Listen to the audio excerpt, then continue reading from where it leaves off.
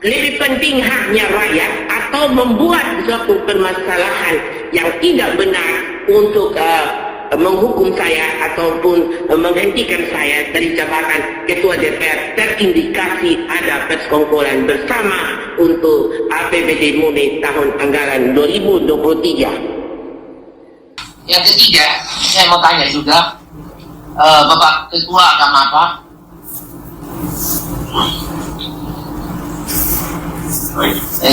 Saya tanya dulu.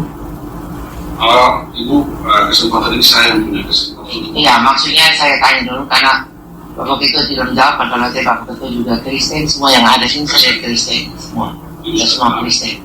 Karena saya diangkat sumpah Alkitab pada waktu itu sebagai anggota DPR dan sebagai Ketua DPR merupakan amanah dari Tuhan kepada saya dan saya menjalankan. Dan kalau memang berperkara hari ini juga Alkitab ada di sini, saya di sini secara bersama kita semua saksikan bahwa saya menjalankan tugas sesuai amanah Tuhan dan kita berperkara dengan Tuhan untuk kebenaran dan keadilan bagi tugas dan tanggung jawab Bapak sebagai Ketua Badan Kehormatan bersama anggota Bapak Hans Lema maupun Bapak Sony dan Bapak Sekwan.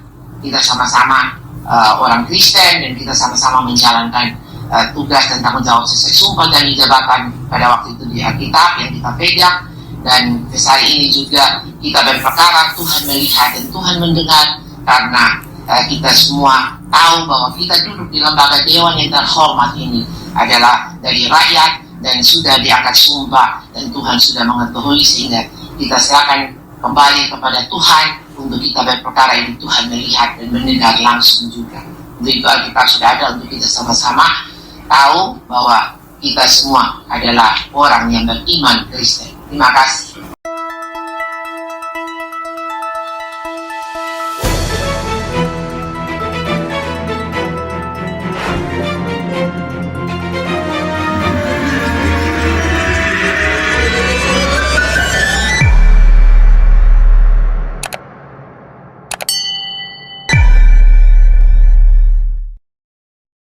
Melalui podcast di kanal Anak Bangsa yang menayangkan keterangan narasumber dari pihak Bupati Alor dalam rangka mengklarifikasi podcast Ketua DPRD Kabupaten Alor sebelumnya, wartawan RDTV dimintai salah satu netizen yang turut mengomentari podcast tersebut agar RDTV berperan mengawal gejolak yang terjadi di DPRD Kabupaten Alor, yakni dugaan adanya upaya pelengseran Ketua DPRD Kabupaten Alor periode 2019-2024, Eni Anggrek SH, yang diduga telah dilakukan secara konspiratif, sehingga kemudian bermuara di PT UN Kupang dan menuai surat dari Gubernur Nusa Tenggara Timur yang diteken oleh Yohana Elisa Pali SHMSI, selaku pejabat Sekretaris Daerah Provinsi NTT, tertanggal 3 Februari 2023. Tim RDTV setelah mendapatkan nomor Ketua DPRD Kabupaten Alor dari salah seorang netizen, kemudian berhasil menghubungi Eni melalui WhatsApp pada 13 Februari 2023 kemarin, bertepatan dengan pemanggilan Eni oleh Ketua Badan Kehormatan DPRD Kabupaten Alor, Martin Blegur SH untuk melakukan klarifikasi terkait adanya aduan dari anggota DPRD Alor, Julius Mantawon dan kawan-kawan terhadap Eni, yang menurut Eni tidak diberitahukan sebelumnya oleh Martin kepada Eni, sebab menurut Eni, harusnya Martin melampirkan materi aduan Julius Mantawon dan kawan-kawannya itu dalam surat undangan, agar diketahui terlebih dahulu oleh Eni, mengingat Eni diundang untuk melakukan klarifikasi sebagai teradu, sehingga Eni berhak mengetahui materi aduan tersebut, guna kepentingan klarifikasi. Hal itu sangat disayangkan oleh Eni, sebab menurutnya Martin sengaja tidak melampirkan materi aduan dengan niat agar Eni tidak mempersiapkan diri terlebih dahulu dalam hal memberikan klarifikasi kepada Martin selaku Ketua Badan Kehormatan DPRD Kabupaten Alor. Eni menyebut jika hal itu terbukti saat sidang digelar, di mana Martin dalam pembacaan materi aduan tidak memberikan hard copy-nya kepada Eni, sehingga Eni melakukan instruksi dan meminta Martin memberikan materi aduan dimaksud sebab Eni berpendapat bahwa dirinya tidak mengetahui secara pasti apakah isi aduan yang sementara dibaca oleh Martin itu benar atau tidak. Eni kemudian mengatakan bahwa sempat terjadi perdebatan antara dirinya dan Martin, sebab Martin awalnya menolak memberikan materi aduan kepada Eni, namun Eni berjuang mengargumentasikannya sehingga Eni berhasil memperoleh materi tersebut. Baik.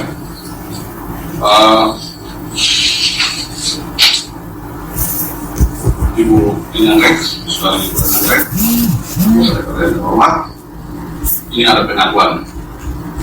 Ada pengaduan yang disampaikan oleh 10 orang anggota DPRD Kabupaten Alor.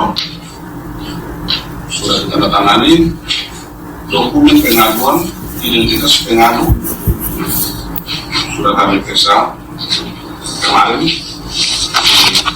klarifikasi. Sesuai dengan ketentuan kami sudah lakukan pemeriksaan kesimpulan rapat kemarin. Sedang hari ini harus kami lakukan. Sehingga kami kembali saudari untuk dapat menghadapkan para kehormatan DPRD Kabupaten Alor untuk mendengar keterangannya sesuai dengan arah. Sekedar informasi, kami sudah periksa, kami mau bacakan kronologis laporan ini untuk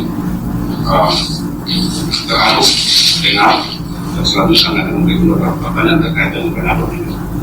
Jadi ada versi kami dalam mengambil kesimpulan terkait dengan perkara ini. Lampiran. Minta maaf, ini interupsi. Yang pertama, saya berterima kasih saya sudah hadir. Puji dan syukur hadir Tuhan yang Maha Pengasih dan Penyayang untuk kita bisa bertemu di sini. Bapak Ketua Badan Kehormatan bersama anggota, Bapak Sekwan bersama anggota. Saya mendapatkan klarifikasi itu hanya surat, tidak ada data pendukung apa yang saya pengaduannya, sehingga saya tidak tahu, dan itu harus saya kasih saya untuk saya pelajari dulu pengaduannya berupa apa untuk saya bisa membuktikan. Yang pertama. Yang kedua, saya punya surat yang kemarin saya terima itu sebagai ini anggrek, tapi yang surat pengaduan pada waktu lalu itu ini anggrek buka kurung Ketua DPRD Kabupaten Alor, sehingga ada surat gubernur yang ada di sini itu sudah menyatakan bahwa masih menunggu tun. Berarti pemberhentian dan lain-lain itu Bapak Ketua itu belum bisa, sehingga surat panggilan klarifikasi itu harus sesuai dengan aturan. Yang ketiga, saya mau tanya juga, Bapak Ketua agama apa? Baik. Saya tanya dulu. Ibu, kesempatan ini saya yang punya kesempatan. Iya, maksudnya saya tanya dulu karena Bapak Ketua tidak menjawab. Kalau saya Bapak Ketua juga Kristen, semua yang ada sini saya Kristen semua. Kita semua Kristen. Karena saya diangkat sumpah Alkitab pada waktu itu sebagai anggota DPR dan sebagai Ketua DPR merupakan amanah dari Tuhan kepada saya, dan saya menjalankan. Dan kalau memang berperkara hari ini juga Alkitab ada di sini, saya di sini secara bersama kita semua saksikan bahwa saya menjalankan tugas sesuai amanah Tuhan, dan kita berperkara dengan Tuhan untuk kebenaran dan keadilan bagi tugas dan tanggung jawab Bapak sebagai Ketua Badan Kehormatan bersama anggota Bapak Hans Lema maupun Bapak Sony dan Bapak Sekwan. Kita sama-sama orang Kristen dan kita sama-sama menjalankan tugas dan tanggung jawab sesuai sumpah dan jabatan pada waktu itu di Alkitab yang kita pegang. Dan hari ini juga kita berperkara, Tuhan melihat dan Tuhan mendengar, karena kita semua tahu bahwa kita duduk di lembaga dewan yang terhormat ini adalah dari rakyat dan sudah diangkat sumpah, dan Tuhan sudah mengetahui, sehingga kita serahkan kembali kepada Tuhan untuk kita berperkara ini. Tuhan melihat dan mendengar langsung juga. Untuk itu Alkitab sudah ada untuk kita sama-sama tahu bahwa kita semua adalah orang yang beriman Kristen. Terima kasih. Baik. Terima kasih Ibu. Sebagai pengantar kami sudah dengar. Saya bisa lanjutkan lampiran kronologis pengaduan terhadap anggota DPRD Alor dari Anggrek. Minta maaf Bapak, kalau yang itu mesti kasih ke saya dulu. Kasih ke saya dulu untuk saya pelajari dulu, baru besok kita juga tetapkan waktu untuk klarifikasi. Tidak bisa langsung tanpa saya tahu panggilan surat ini. Seperti dulu Bapak kasih saya itu langsung di belakang itu ada begini. Saya Begitu. Jadi aturannya memang mekanisme dan sistemnya itu memang harus surat itu dilampirkan dengan pengaduannya. Itu pembuktian. Kalau hanya surat klarifikasi tanpa pengaduan itu tidak bisa Bapak. Itu sudah bisa. Dalam modal sidang. Iya. Jadi saya lanjutkan dulu. Saya bilang dari kronologis ini. Tapi saya mesti pegang dulu Bapak. Bapak baca saya tidak lihat bagaimana? Saya mesti pegang dulu. Lalu Bapak baca saja bagaimana? Mohon izin tadi Bapak, karena kita ini agenda diatur dengan ketentuan. Jadi kalau sudah di sini, Ibu minta itu kami sudah. Tadi Ibu punya pendapat kami sudah kasih kesempatan. iya. Ya sudah selesai. Sekarang saya mau jalankan ini agenda dulu. Betul Bapak, tapi saya juga sebelum Bapak jalankan saya mohon izin. Sehingga kita tidak boleh. Iya, tapi saya juga punya hak, saya mohon izin dulu Bapak, karena saya juga pernah mengajukan pengajuan tanggal 17 November 2022 itu tidak ditindaklanjuti sampai hari ini. Ibu, Tidak ditindaklanjuti sampai hari ini. saya lanjutkan dulu yang ini. Iya, tapi yang saya punya pengajuan ini juga tidak pernah Bapak tindaklanjuti. Saya selesai. Saya juga Ketua DPR juga mengajukan pengajuan, ada 3 pengajuan. Dalam proses di dalam itu juga bisa gunakan hak dalam pembelaan nanti. Oh, tidak bisa Bapak. Sekarang saya tanya Bapak dong, apakah saya Ketua DPR atau tidak menurut Bapak dulu? Ibu datang di sini. Tidak, saat ini masih klarifikasi Bapak, jadi tidak bisa Bapak ambil klarifikasi itu. Bukan Bapak langsung ambil langkah. Pertanyaan. Tidak bisa Saya Bapak. sudah masuk dalam materi Di persidangan. materi persidangan tidak bisa, karena klarifikasi ini baru saya dapat. Kendalikan ini sidang. Tidak belum bisa sidang Bapak, ini Bapak baru. Siapa yang bilang? Tidak bisa sidang Bapak, ini Bapak baru kasih saya ini barang benar. Dan ini ruang sidang badan kehormatan. Ini ruang wakil Ketua DPR, tadi Bapak panggil saya di ruang komisi bukan di sini. Komisi itu sudah Tadi jelas. tidak dengan wakil Ketua DPR, makanya saya hadir. Sudah selesai, kami mau baca dulu. Tidak bisa Bapak, aturan itu Bapak tadi panggil sesuai undangan itu di ruang komisi. Saya tidak bisa Bapak, saya orang kalau Saya akan bacakan. tidak bisa Bapak, saya baru dikasih. Meski dalam kesempatan itu Eni Anggrek berpendapat bahwa dirinya belum bisa memberikan klarifikasi, mengingat data dukung berupa materi aduan dari Julius Mantawon dan kawan-kawannya itu baru saja diterima Eni, sehingga kemudian Eni meminta waktu. Tetapi Martin bersikuku untuk tetap melanjutkan sidang klarifikasi terhadap Eni. Kondisi tersebut membuat Eni tersudutkan dan pada akhirnya Martin meneruskan sidang dimaksud. Eni sangat menyayangkan kondisi tersebut sebab menurut Eni, ada 3 aduannya yang tidak pernah ditindaklanjuti Ketua Badan Kehormatan DPRD Alor yang terbukti tebang pilih dalam menindaklanjuti aduan anggota DPRD Kabupaten Alor. Sebab Eni menilai jika Ketua Badan Kehormatan DPRD Alor itu senantiasa berpihak pada kubu Julius Mantawon dan kawan-kawannya yang sebelumnya telah mewakili Bupati Alor melaporkan Eni kepada Badan Kehormatan DPRD Alor pasca Eni mengungkap adanya indikasi korupsi di Pemda Kabupaten Alor pada saat melakukan pertemuan dengan Badan Pengawasan Keuangan Pembangunan atau BPKP dan Komisi Pemberantasan Korupsi Republik Indonesia atau KPK RI di Kupang pada tanggal 19 Oktober 2022 lalu. Melansir dari Victory News Kupang, pengamat hukum Universitas Katolik Widya Mandira Kupang, Mikael VK, berpendapat bahwa apa yang dilakukan Badan Kehormatan DPRD Alor terkait polemik Ketua DPRD Alor dan Bupati Alor patut dihormati. Namun, keputusan yang dikeluarkan berkaitan dengan kepentingan politik maka sangat disayangkan karena dinilai telah menggunakan kewenangan yang sewenang-wenang. Sepanjang proses di Badan Kehormatan itu, baik, maka siapapun harus menghormati putusan tersebut. Tetapi, jika ada tendensi politik yang cenderung menjatuhkan maka hal ini sangat disayangkan. Karena menggunakan kewenangan yang ada padanya tidak sebagaimana mestinya, pada saat itulah boleh dikatakan telah terjadinya kemerosotan etik di Badan Kehormatan, demikian pendapat VK. VK kemudian menambahkan bahwa apa yang disampaikan ini kepada KPK patut diapresiasi sebab menurut VK, setiap orang bila tahu ada dugaan korupsi maka patut menyampaikannya kepada aparat penegak hukum atau APH. Dengan demikian VK berharap Eni Anggrek segera melaporkan ke APH jika Eni mengetahui adanya dugaan korupsi di Pemda Alor.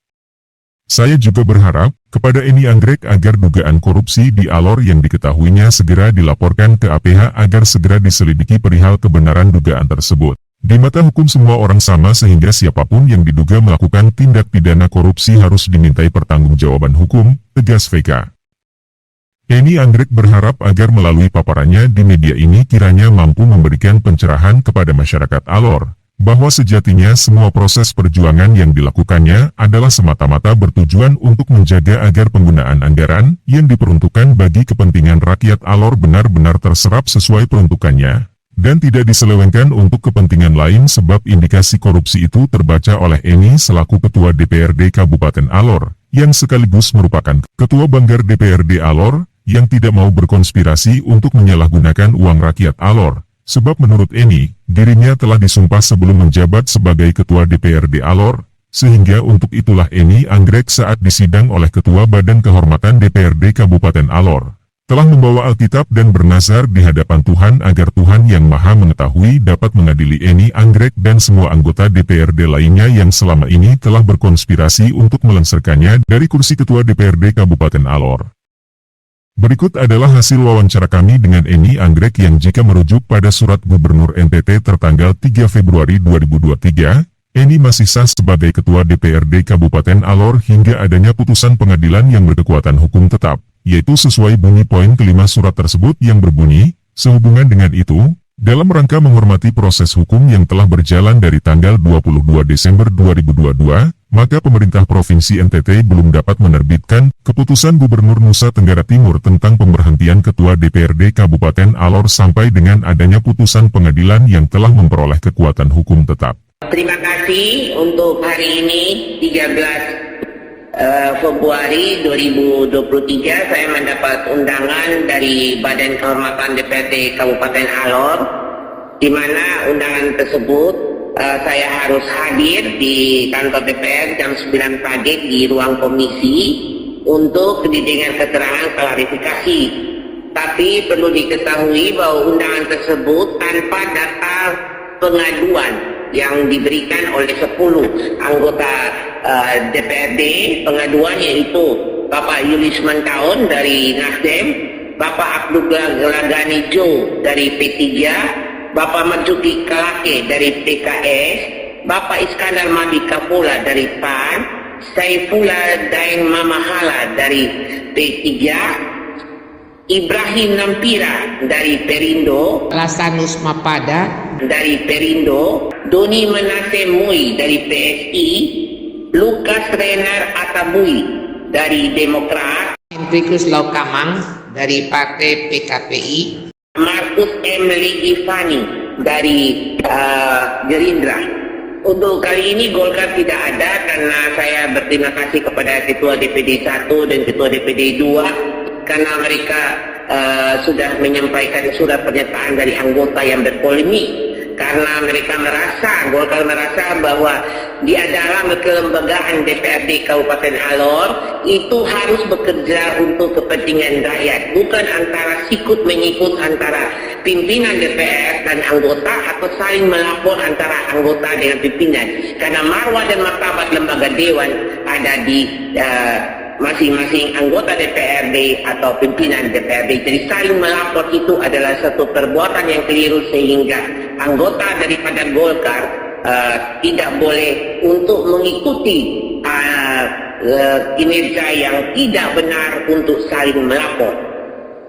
Sehingga saya menyampaikan profesi dan terima kasih kepada DPD Partai Golkar, tapi perlu juga diselidiki karena dari dasar laporan ini berarti wakil ketua 1 yang melapor, berarti wakil ketua 2 harus meneruskan kepada badan kehormatan. Ya, dalam hal ini wakil ketua 2 yaitu Sulaiman Singh dari Partai Golkar. Kalau beliau meneruskan berarti beliau sudah melanggar surat pernyataan yang disampaikan kepada DPD 1 maupun DPD 2. Kalau tanpa ada disposisi dari salah satu pimpinan, tidak bisa badan kehormatan mengambil sikap untuk memanggil saya sebagai Ketua DPRD Kabupaten Alor. Tapi panggilan kali ini dia hanya menulis dari badan kehormatan itu Eni Anggrek SH saja.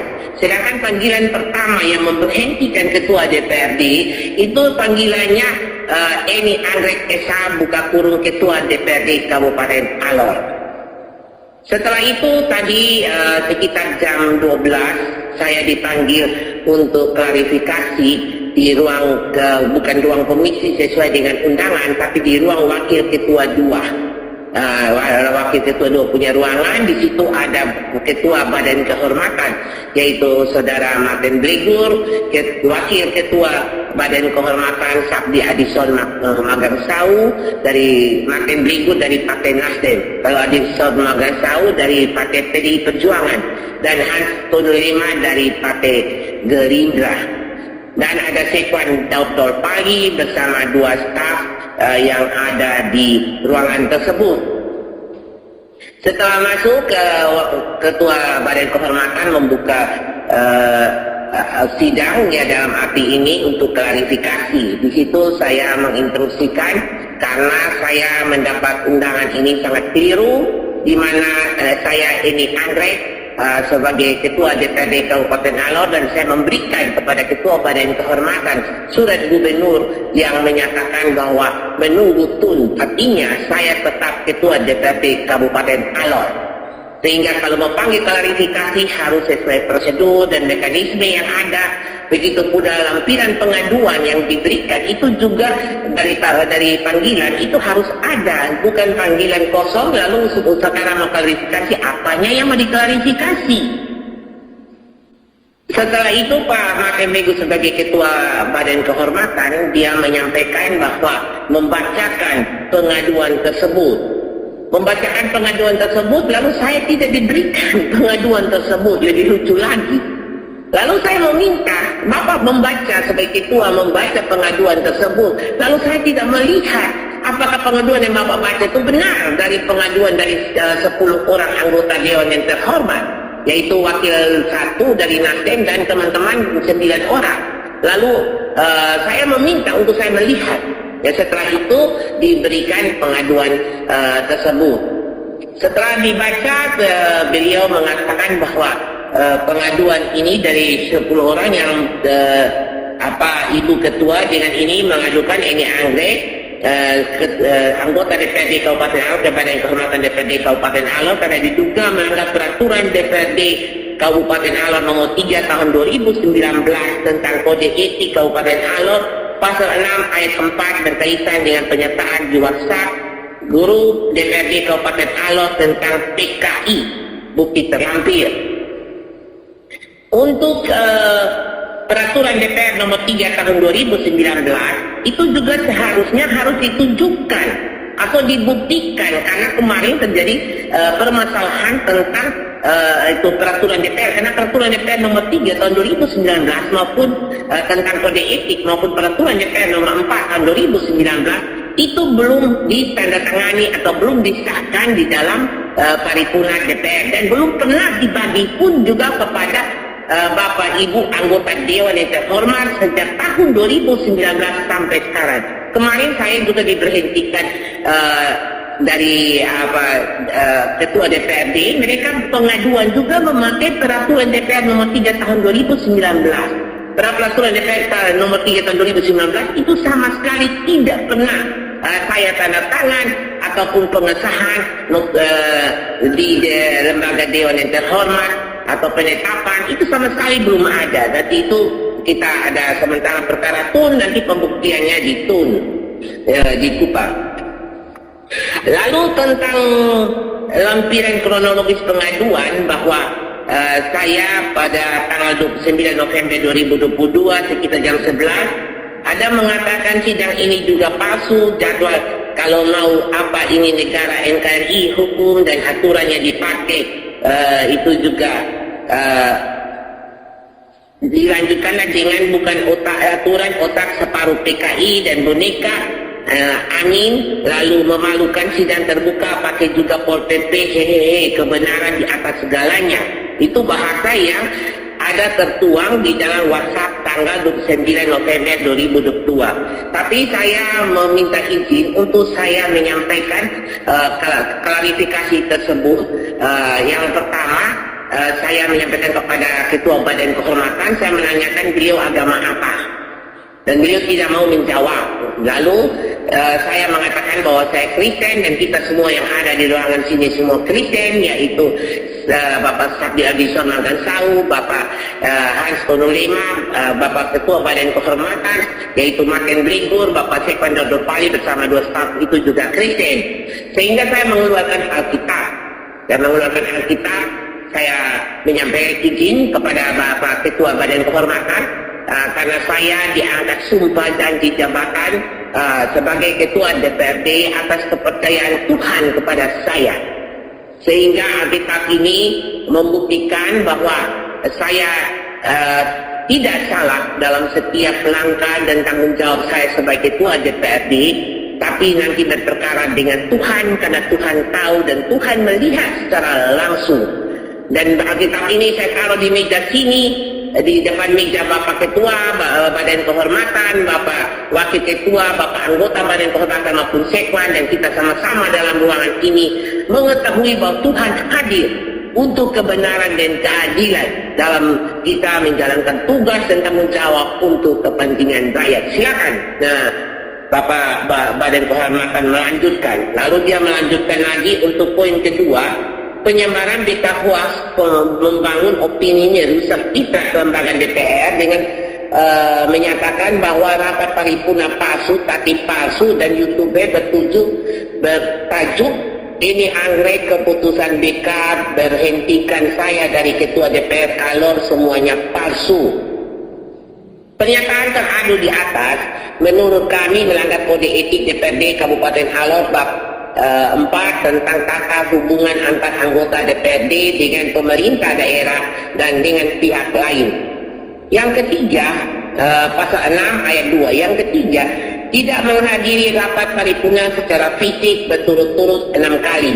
Perbuatan teradu tersebut melanggar kode etik DPRD Kabupaten Alor bab 3 tentang sikap dan perilaku serta tata kerja anggota. Bagian kedua tentang tata kerja anggota pasal 5 huruf E. Untuk itu saya menjelaskan, sebenarnya saya hanya mau menjelaskan kata PKI. Menurut Bapak Ketua Badan Kehormatan, kata PKI itu adalah partai komunis, partai yang dilarang. Kenapa bisa masuk di dalam grup DPRD? Jadi saya menjawab, karena ini dokumen baru kasih dan kalau besok-besok baru klarifikasi khusus untuk PKI, saya menjawab bahwa menurut saya PKI itu adalah pikiran kacau, intimidasi, dan boneka. Jadi artinya bahwa PKI itu pikiran kacau, intimidasi. Saya bukan boneka yang tiap hari diintimidasi. Karena mengapa saya katakan demikian? Karena di dalam grup DPR itu mereka sering video-video perempuan gemuk naik sepeda jatuh, perempuan gemuk lompat di air jatuh, lalu buncit Taiwan. Itu yang mereka katakan dengan video-video yang sangat memalukan sebagai seorang pimpinan DPR. Itu mereka tidak mengangkat, mereka tidak ini mempermasalahkan dengan mereka punya argumen yang sangat memalukan di DPR. Jadi itu yang saya menjawab bahwa otak separuh PKI, artinya pikiran kacau, intimidasi saya dengan gambar-gambar porno, gambar-gambar yang tidak jelas dengan kata-kata radikalisme tentang perempuan bunci Taiwan. Itu semua yang mereka katakan, baik dari Doni Mui, baik dari Ketua BK yaitu Saudara Martin Bligur. Itu bahasa-bahasa yang sering keluar di dalam grup DPR. Tapi saya sering dengan memotivasi mereka dengan bahasa-bahasa yang baik. Saya juga membalas dengan mereka dengan itu spanduk tentang pencurian uang ini negara dan uang rakyat, yang mana mereka memasukkan sekian dokumen melanggar pasal 263. Itu mereka tidak menyampaikan bahwa itu mereka memfitnah mereka dengan itu, mereka tidak menyampaikan di dalam pengaduan. Berarti benar mereka ini memakai uang tidak berangkat ke Jakarta, tapi memakai tiket atas nama Diana Rosihan. Lalu mereka copy paste, Doni Mui copy paste di bawah barcode-nya nama Diana Rosihan, lalu di atasnya tulis Doni Mui sebagai Ketua Komisi 3, di bawahnya nama Diana Rosihan, di atasnya nama Lagani Jo sebagai Ketua Komisi 2. Nah, begitu juga di bawah nama barcode-nya nama Diana Rusia, di atas namanya Martin Brigu sebagai ketua badan kehormatan. Dan ketua badan kehormatan ini dia 2 kali yang ditemuan IRDA pada tanggal 9 April 2021 dengan LP nomor 44 kalau tidak salah. Nah, LP-nya IRDA provinsi. Jadi ada 2 kali perjalanan dinas ke Jakarta, yaitu yang 1 kali mereka bertiga memakai kata barcode-nya Diana Rosihan dengan nilai 18.169. Lalu tanggal bulan Maret tanggal 16 sampai 20 Maret 2021 dia memakai barcode-nya M. Hite dan M. Ali. Nah, ini si ketua badan kehormatan. Dan itu masyarakat sudah lapor, tapi dia tidak memproses dirinya yang melanggar sumpah janji jabatan maupun kode etik. Itu pemalsuan dokumen, dan akhirnya itu pada bulan Maret tahun 2022 itu masyarakat melapor.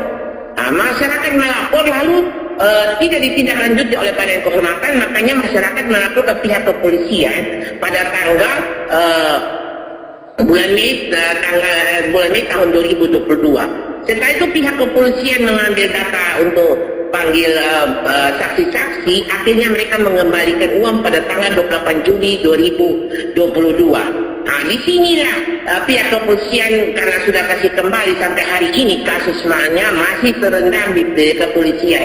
Seharusnya sudah ada data, yaitu pihak kepolisian bisa memanggil Lion Wings atau hotel Aton Kupang, Hotel Lumirai Jakarta, ataupun Diana Rosihan. Ini siapa sebenarnya yang turut serta untuk menipu uang rakyat. Itu tidak dipanggil sampai saat ini, dan ini kasus masih terpendam. Jadi mereka sendiri tidak memeriksa diri sendiri yang memang nyata dan fakta mencuri uang rakyat dengan memalsukan dokumen dan memakai tiket nama orang lain, copy paste, ganti nama-nama mereka. Ini sangat memalukan sekali, tapi mereka tidak bertindak. Waktu itu saya sudah diskusi pun sebagai ketua DPR, tapi mereka tidak mengambil langkah karena mereka di dalam lembaga dewan. Kalau lihat dari skenario seperti memberhentikan seorang ketua DPR, ini ada persekutuan, persekongkolan, dan terindikasi pemufakatan jahat. Bagaimana bisa itu ketua DPR lengser, dan sekarang ini terindikasi panggil saya sebagai anggota.